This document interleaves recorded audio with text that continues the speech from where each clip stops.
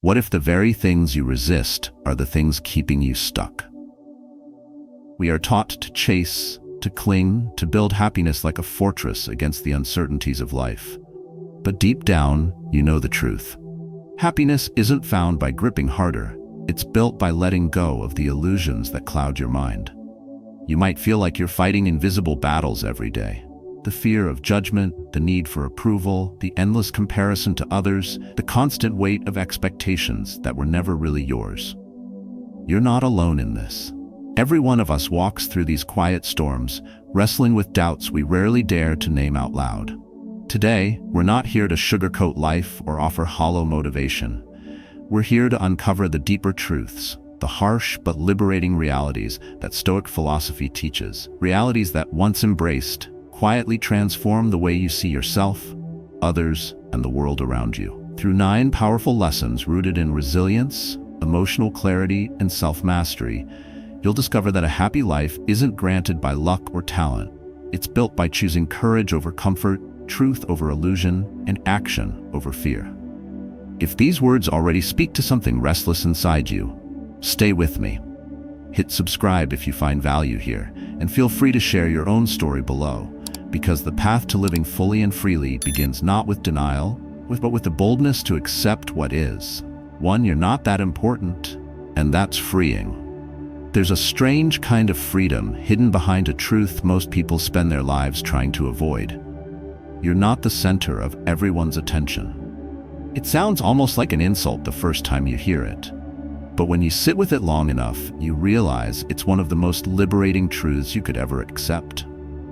We live in a world where appearances seem to matter more than reality, where the slightest misstep feels like a permanent stain on our identity, where we imagine crowds of unseen critics tracking our every move, every mistake, every failure. Yet the real world is far less interested in us than we think. Most people are too preoccupied battling their own fears, managing their own insecurities, and navigating their own private struggles to spend much time worrying about yours. Once you see this clearly, the weight of imagined judgment begins to lift from your shoulders, and you can finally start living with a quieter, deeper kind of strength. Understanding that you are not that important doesn't diminish your value. It sharpens your focus. It brings you back to your real work, not crafting a perfect image for others to admire, but building an authentic life for yourself to inhabit. You stop replaying awkward conversations in your mind late at night. You stop measuring your worth based on the fleeting approval of people who barely understand the battles you're fighting. And you stop wasting your energy defending your choices to those who were never truly invested in your journey. In this, Stoic philosophy finds its voice. It reminds us that our peace cannot be anchored to the shifting tides of other people's opinions. True peace, true personal growth, demands emotional boundaries that allow you to walk through the world with clarity and quiet confidence, no longer pulled in every direction by invisible strings you were never meant to carry. Think about how much life we lose when we imagine we're always being watched. Opportunities slip through our fingers because we fear looking foolish. Dreams wither because we fear falling short in public. Conversations die in our throats because we fear saying the wrong thing. We shrink ourselves, editing our every move to fit a crowd that, in reality, is too busy worrying about themselves to care. But if you could release that illusion, if you could step onto the stage of your own life without obsessing over the audience, how much more fully would you show up? How many risks would you finally dare to take? How much richer and more honest would your relationships become? The quiet truth is that most people forget your mistakes far faster than you do. They move on. So should you. Marcus Aurelius, who ruled the mightiest empire of his time, understood this better than most. He reminded himself daily that the external world neither knows nor cares about our internal anxieties. It's not cruelty, it's reality. And it's a gift. Because once you stop performing for the world, you start performing for something much deeper, your own soul. You begin to act not out of fear, but out of principle. You speak, not to impress, but to express what you know is right. You choose not what looks good, but what feels true. And in doing so, you carve out a life that isn't polished for appearances, but rooted in resilience. This truth demands emotional self-discipline. It demands you stop chasing outcomes you can't control and start controlling the one thing you always can: your own focus, your own energy, your own voice. It demands you stop sacrificing your authentic self at the altar of invisible expectations. When you let go of needing to be important, you reclaim your freedom to be present, purposeful, and profoundly human. You stand a little taller, not because you are grander than others, but because you are no longer shackled by their imagined gaze. In a world desperate for applause, you become something quieter, rarer, stronger. Someone who knows their worth without needing it confirmed. You are not that important, and that's not a curse. It's the beginning of your real life. 2. Not everyone will like you, and that's okay. There's a quiet kind of strength that grows the moment you stop needing universal approval.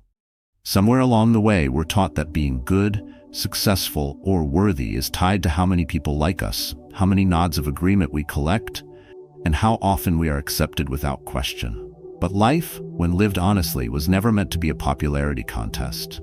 The reality is that no matter how kind, thoughtful, or intentional you are, some people will misunderstand you. Some will resist you simply because you no longer fit the version of you they're most comfortable with. Some will withdraw, criticize, or remain distant, and it will have nothing to do with your worth, and everything to do with their perception, their expectations, and their own unspoken battles. When you truly see this, not in anger but in clarity, you free yourself from the exhausting cycle of performing for acceptance. Accepting that not everyone will like you is essential, because it reclaims the energy you've unknowingly given away. Every time you bend your truth to fit into someone else's comfort zone, every time you silence your instincts to avoid discomfort, every time you sacrifice your voice for the sake of temporary approval, you chip away at your own foundation. Over time, you no longer recognize yourself, not because you changed for the better, but because you abandoned the parts of you that mattered most. True happiness and resilience require a kind of emotional detachment, a deliberate decision to value truth over applause, alignment over admiration, inner peace over outer validation. This is where Stoic acceptance breathes life into daily practice, teaching you that your responsibility is not to be liked, but to live aligned with your principles and to walk with your own integrity, even if it means walking alone sometimes. You don't have to create conflict. You don't have to provoke or alienate others deliberately. In fact, authenticity often requires more compassion, more understanding, more emotional control than simply blending in. But you do have to accept the discomfort that sometimes rises when you no longer fit into the easy, agreeable role others had cast you in. Growth is uncomfortable for those who prefer you small, silent, and predictable. And your path forward will naturally sift your relationships, revealing who sees your spirit, not just your surface, who honors your boundaries, not just your convenience, who loves you for your essence, not for how much you reflect their expectations back to them. When you stop trying to be universally liked, something unexpected happens. The right people find you. The ones who resonate with your honesty, who challenge you without trying to change you, who encourage your growth, even when it pulls you into new territory. These connections are rare, but they are worth everything, and they cannot be built if you are busy diluting yourself to avoid discomfort. Imagine walking into a room and no longer needing everyone's silent approval. Imagine speaking a hard truth kindly but firmly without bracing for rejection. Imagine choosing a path that feels right in your soul, even if it earns you fewer cheers. That's not arrogance, that's emotional maturity. It's the quiet confidence Stoicism has always pointed toward, the calm acceptance that your peace does not require universal agreement. You will not be everyone's favorite person. You were never meant to be. You are not here to live in constant emotional negotiation with the world around you. You are here to live your truth fully, to embrace your imperfections openly, to offer your best without needing constant affirmation that it's enough. Once you stop chasing the moving target of approval, you can start building the kind of life that doesn't collapse every time someone disapproves. And in that life, there is something far more valuable than being liked by all. There is freedom. 3. You are not what you have.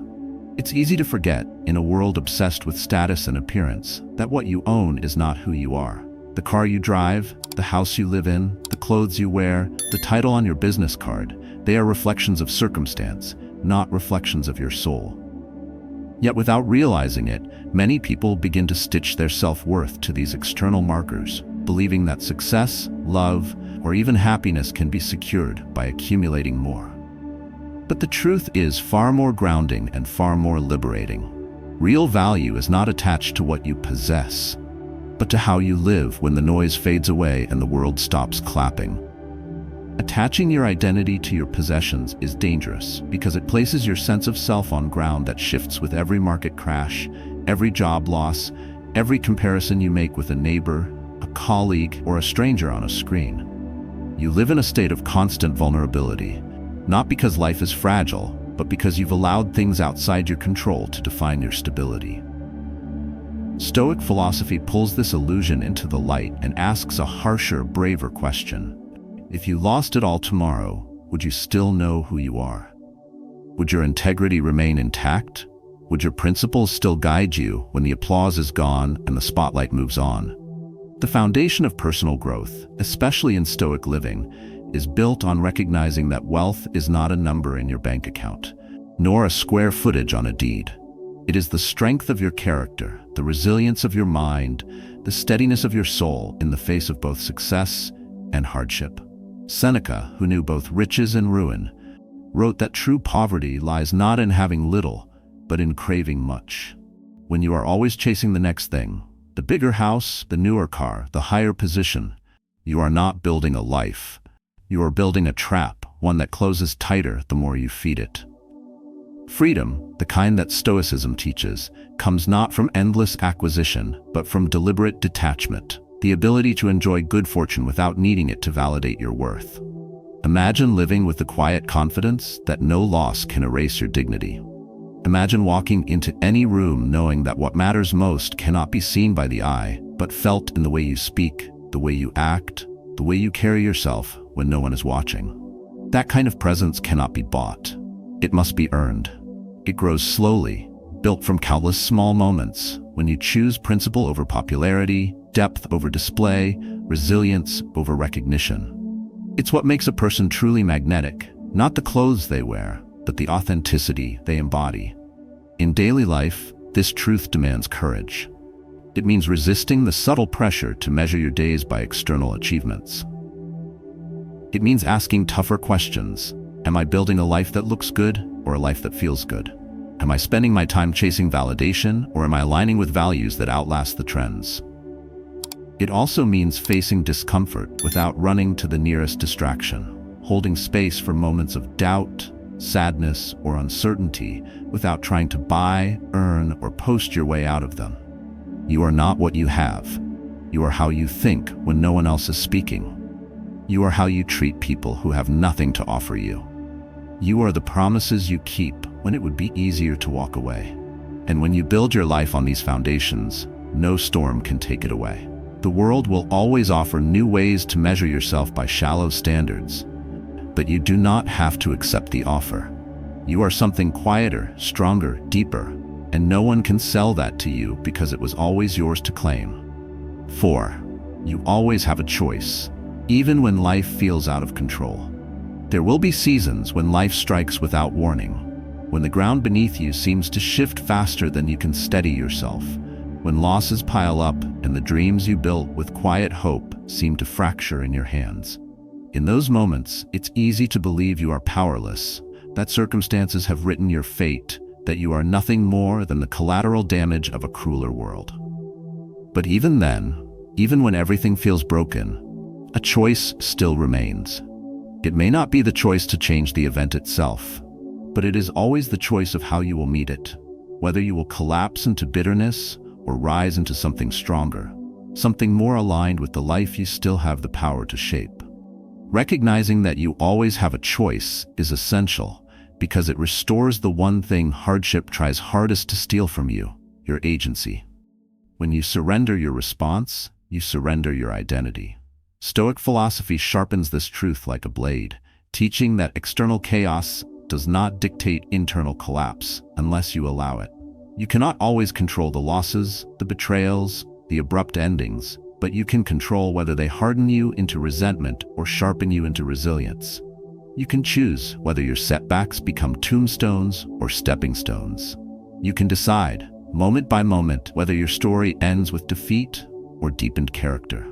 Life does not ask you to be invincible. It asks you to be intentional.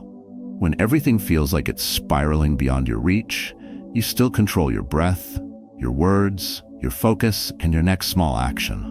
And those small choices, when made with discipline and emotional clarity, quietly become the architecture of a rebuilt life. You choose whether to pause instead of reacting blindly. You choose whether to speak the truth even when silence feels easier. You choose whether to forgive, not because the past deserved it, but because your future does. You choose whether to hold the broken pieces with hatred or with grace. The truth is, most people are not trapped by their circumstances. They are trapped by the belief that they have no options left. That belief is a lie, whispered by fear, amplified by exhaustion, but a lie nonetheless. Even in the hardest seasons, you can choose meaning over misery. You can choose purpose over paralysis. You can choose to show up fully for your life, even when it no longer looks like the life you planned. And in doing so, you reclaim not just your hope, but your power. There are moments when the only thing you can choose is to take the next breath without despair. There are mornings when the victory is simply getting up, facing the world again without bitterness hardening your heart. These small, unseen acts of courage are not insignificant. They are the foundations of inner strength, the quiet proof that even when life roars around you, you still command the most important battlefield: your mind. The storms will come. The losses will sting. The seasons of uncertainty will stretch longer than you think you can endure. But if you can hold on to this simple, grounding truth, that you are never without a choice, you will endure them not just by surviving, but by transforming. The Stoics knew this. They lived it not in comfort, but in hardship. And if you choose, you can live it too. Because no matter what life takes away, what remains will always be enough to begin again. 5. Your thoughts create your reality. Every experience you live is filtered through the lens of your thoughts. Not through facts alone, not through the pure weight of circumstances, but through the quiet and often unquestioned narratives running inside your mind. Two people can face the same setback. One sees a dead end, the other sees a redirection. Two people can stand before the same opportunity. One is paralyzed by fear of failure, the other ignited by possibility. The difference is not in what happens to them, but in what they tell themselves about what happens. Your thoughts, silent and invisible as they are not passive observers. They are the architects of your emotional reality, the quiet builders of your internal world. Understanding this matters because most of the suffering you experience does not arise from the raw facts of your life, but from the interpretations you place upon them. A Stoic mindset brings this into sharp focus. It calls you to realize that while you may not choose every event, you do choose the story you build around it. You choose whether a mistake becomes a permanent brand of inadequacy or a single valuable lesson. You choose whether a betrayal becomes the end of trust forever or the beginning of wiser discernment. These choices are not always obvious, and they rarely feel easy, but they are always available to you if you are willing to slow down, observe your mind, and take responsibility for what you cultivate there. In practice, this means developing emotional resilience, not by forcing yourself to feel good all the time, but by disciplining the meanings you assign to what you feel. It means catching the inner voice that whispers, "I'll never recover," and asking calmly, "Is that true? Or just fear speaking again?" It means noticing when you spiral into worst-case scenarios and reminding yourself that the mind's tendency to predict disaster is not the same thing as reality itself. It means training your mental habits with the same consistency and care you would train your body if you wanted it to grow strong and capable. What you feed your mind, day after day, thought after thought, becomes the environment you live inside. Reality, as the Stoics taught, is often neutral. It is neither good nor bad until our minds shape it. When you look through a lens of bitterness, everything will feel like an attack.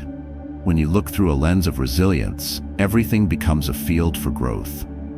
When you choose to see setbacks as sharpening tools rather than final verdicts, you begin to reclaim power over what most people surrender to circumstance. This is not about wearing rose-colored glasses or pretending pain doesn't exist. It's about refusing to let pain be the only thing you see. In real life, this practice demands patience. It means when you face rejection, you do not immediately brand yourself a failure. It means when you face uncertainty, you do not immediately assume disaster. It means giving yourself the grace to be human, to feel fear, to feel loss, but also the strength to question whether those feelings have earned the authority to define your future. Every time you pause between stimulus and response, every time you interrupt a destructive thought with a grounding one, every time you choose belief in resilience over surrender to despair, you're quietly remaking your inner world into a place where peace can survive even in chaos. You may not be able to choose everything that happens to you, but you can always choose what happens inside you. Your mind is the foundation upon which your happiness is built or broken. Guard it, train it, strengthen it, because the thoughts you allow to stay are the bricks that build the life you end up living. 6. Blame steals your power. Blame feels comforting at first because it gives us a simple story for our pain. It hands us an easy villain, someone or something outside ourselves to point to and say, "This is why I'm stuck."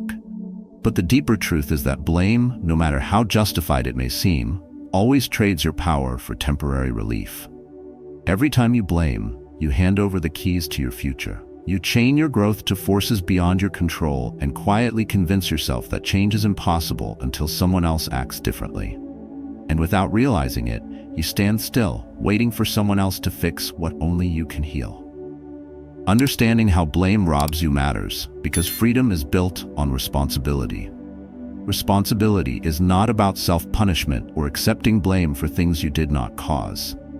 It is about refusing to give anyone else the final word on who you can become. Stoic philosophy makes this distinction with ruthless clarity. The events of life are external, but your response is your own. You are not responsible for being hurt, betrayed, or overlooked, but you are responsible for what you choose to do with that pain. Blame keeps you circling the injury. Responsibility moves you beyond it. In everyday life, it's easy to slip into blame without even noticing. You might tell yourself that your boss ruined your career, that your upbringing damaged your confidence, that the economy crushed your dreams. These stories have threads of truth, but when they become the entire narrative, they trap you. They turn pain into identity. They encourage passivity disguised as realism. Yet if you look closer, there is always a choice still standing quietly in the background. The choice to respond differently, to build something new, to decide that you are not finished, simply because life knocked you down once or even many times. Taking ownership of your life does not mean denying injustice or hardship. It means refusing to let them write the last chapter. It means saying, "This happened, and now it is my responsibility to rise." It means asking hard questions without flinching. Where have I been waiting for someone else to give me permission to move forward? Where have I been hiding behind blame because it feels safer than risking failure? Where am I still telling the same old story when a new story is begging to be written? These are not comfortable questions. They demand emotional self-discipline, humility, and the willingness to confront your own patterns without excuses. But they are the questions that turn stagnation into momentum. In a world that encourages outrage and victimhood at every turn, choosing responsibility is a quiet act of rebellion. It is a commitment to stop wasting energy on what you cannot control and start investing it fully into what you can. Your habits, your mindset, your boundaries, your next decision.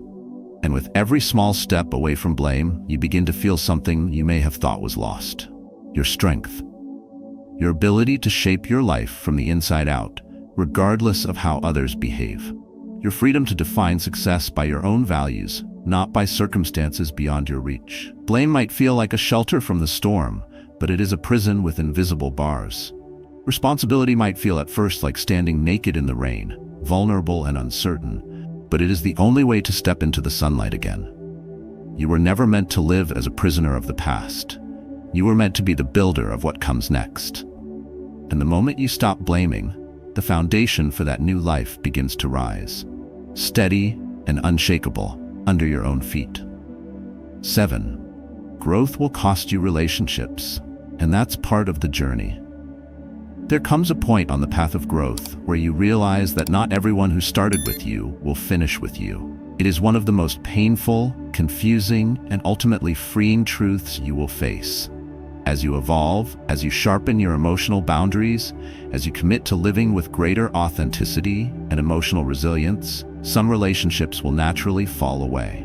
Not because you stopped caring, and not because they stopped mattering, but because growth demands change, and not everyone around you is ready or willing to change with you. Accepting this reality is not a betrayal of loyalty. It is an act of respect for your own journey and for theirs.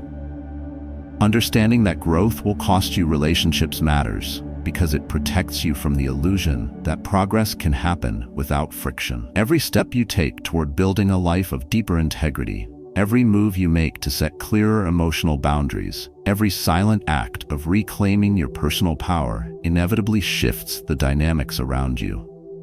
People who are comfortable with your smaller self may feel threatened by your expansion, not out of malice, but out of fear. Fear that your evolution reflects their stagnation. Fear that closeness will now demand uncomfortable self-reflection. Some will try to pull you back into old patterns. Others will drift away in quiet resentment or growing distance. The Stoics understood this tension and taught that while we must practice compassion, we must also remain loyal to our highest path, even if it requires walking it with fewer companions. In real life, this plays out in moments both big and small. You begin speaking more honestly, and the people who thrived on your silence become uneasy. You start pursuing goals that require discipline and emotional clarity, and those who prefer your distractions feel abandoned. You stop laughing at jokes that no longer align with your values, and suddenly the room feels colder. These are not accidents. They are signs that the unspoken contracts of your relationships, contracts that said, "Stay the same so we can stay comfortable," are being renegotiated, whether others consent to it or not. And though it hurts, it is necessary. Because every time you diminish yourself to keep the peace, you trade a piece of your future for the comfort of the past. Every time you stay small to avoid unsettling the people around you, you anchor yourself to a version of life that no longer fits who you are becoming. Growth means letting go. Not in bitterness, not in anger, but with a quiet, firm understanding that your loyalty belongs first to the truth of your own evolution. It means honoring the connections that can withstand your change, while gracefully releasing the ones that cannot. This path is not easy. It demands emotional self-discipline, deep self-respect, and the resilience to stand in the silence that sometimes follows a season of change. But it also opens the door to something better.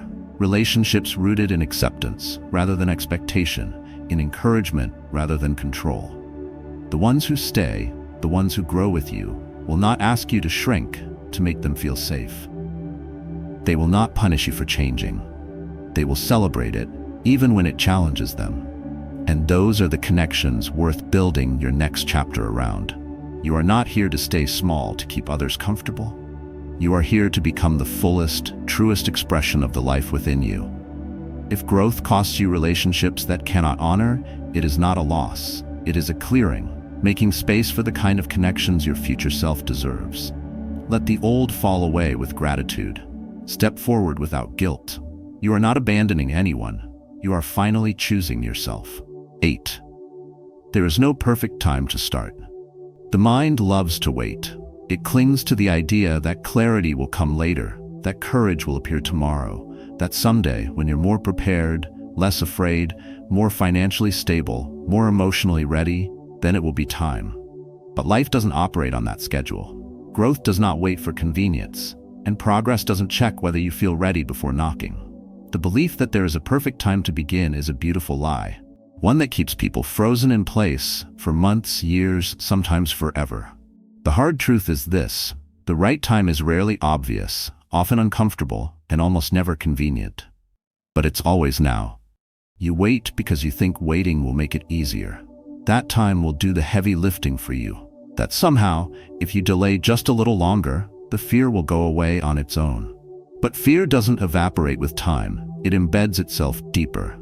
The longer you delay action, the more your mind begins to equate stillness with safety and movement with danger. Stoic philosophy challenges this avoidance head-on, not by ignoring fear, but by choosing action in spite of it. It teaches that readiness isn't a prerequisite for action, it's a result of it. That clarity comes not from overthinking, but from doing. That strength is not something you wait to feel. It's something you generate by taking the first imperfect step. In the quiet corners of your life, there are decisions you've been postponing, conversations left unsaid, projects you keep revisiting in your mind but never commit to, dreams you've buried beneath layers of doubt and practicality. You tell yourself the time just isn't right. But the truth is, you're waiting for a feeling that will never come. Not because you're broken, but because fear always shows up when the path ahead leads to real change. And if you continue to wait for that fear to leave, you'll wait yourself into a life that never really began. This isn't about reckless urgency. It's about recognizing that waiting becomes a habit, that indecision becomes identity, that hesitation hardens into regret. When you start now, not in perfection, not with a master plan, but simply with what you have, you shift the momentum of your life. The first action, however small, breaks the inertia. The first word written, the first phone call made, the first morning you choose discipline over distraction. That's where everything starts to shift. That's where confidence is born, not from guarantees, but from movement. Growth requires self-discipline, not perfect timing. And often what looks like a lack of opportunity is simply a lack of initiation. Waiting for a clear sign, a smoother path, a version of yourself that feels braver and stronger and more certain is just another way to avoid the discomfort that all meaningful progress demands. The Stoics understood this. They taught that time is not something we own. It's something we spend, moment by moment, with or without awareness. And every delay is a withdrawal from a future that could have been different. If only you had acted sooner. Start now. Not because it's easy, not because the fear is gone, but because your life will not wait. The sooner you begin, the sooner you become the person your future needs. You don't have to be ready, you only have to be willing. And once you take that first imperfect step, you'll realize that readiness was never the door. It was what waited on the other side of your decision to walk through. 9. Fear will always be there, but it doesn't get to drive. Fear is not a flaw to fix. It's not a sign that you're weak, broken, or unworthy. It is simply part of being alive. No matter how much you grow, how strong you become, or how deeply you practice emotional resilience, fear will still ride in the back seat of your life. The problem is not fear itself. The problem begins when you give it the wheel. When you let it dictate your choices, shrink your voice, and set the boundaries of your future. Understanding that fear is inevitable, but not sovereign, is essential if you want to live with the kind of inner strength that Stoic philosophy calls us toward. Fear matters because it reveals what matters. It sharpens the edges of the life you are meant to live. It appears most ferociously when you are closest to doing something real, something honest, something that stretches the edges of your identity. Fear's voice grows louder, not because you are on path, but because you are standing at the threshold of genuine change. Yet most people hear that voice and step back. They mistake the presence of fear as a stop sign rather than what it really is, a marker that they are finally moving beyond the comfortable and the familiar. The Stoics never taught that courage was the absence of fear. They knew better. Courage, they insisted, is the decision to move anyway. Fear tells you to protect what you already have. Courage dares you to reach for something bigger than your current safety. Fear whispers all the reasons why you'll fail, why you'll fall short, why you'll lose what little you have. But courage reminds you that without risking failure, you also forfeit the chance at real success. The kind measured not just in external achievements, but in the quiet integrity of living aligned with your true nature. In everyday life, this truth plays out in the choices most people never see. The moment you speak up when staying silent would be easier. The decision to apply for a role you feel unqualified for. The willingness to set a boundary even when you fear losing someone's approval. The commitment to build something new, even though you know it might fail. These small, hidden acts of courage are the foundation of a life shaped by self-mastery, not by emotional surrender. And the more you practice them, the less power fear has. Not because it disappears, but because you stop mistaking its volume for its authority. Fear is part of the conversation, but it doesn't get a vote. It doesn't set the agenda. It doesn't decide the direction. Your values, your principles, your quiet commitment to growth, these are the hands that belong on the wheel. And every time you choose action aligned with who you want to become, rather than what you fear wants you to remain, you strengthen your emotional resilience. You move closer to becoming the person who can navigate uncertainty with a calm mind and a steady heart. The truth is, if you wait for fear to vanish before you begin, you will wait forever. But if you learn to move with fear, sitting silently in the passenger seat, you reclaim the freedom to live fully. You will never outrun fear, but you can outgrow its influence.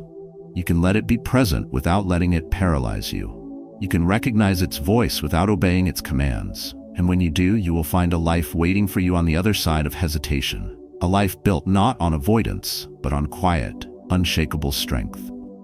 A happy life isn't something you stumble into by luck or chance. It's something you build, choice by choice, thought by thought, with a mind willing to accept what is real rather than chase what is comfortable. Today we walk through 9 harsh truths. Truths that might sting at first, but when embraced, create the kind of resilience that Stoic philosophy has taught for centuries. You are not defined by what you have. You are not here to please everyone. You are not trapped unless you believe you are. Your strength lies in reclaiming emotional control, setting boundaries with quiet dignity, and letting go of the illusions that weigh you down. The world will continue to shift around you. Fear will still whisper, challenges will still come. But if you choose to live with clarity, courage, and emotional self-mastery, you will build a life that feels strong from the inside out. One that doesn't collapse under pressure, one that grows deeper with time. If any of these truths spoke to your experience, I invite you to share your reflections or your own story in the comments below. You never know who might find strength through your voice. Remember, you don't have to be perfect to start living better. You only have to be willing to see clearly and choose bravely.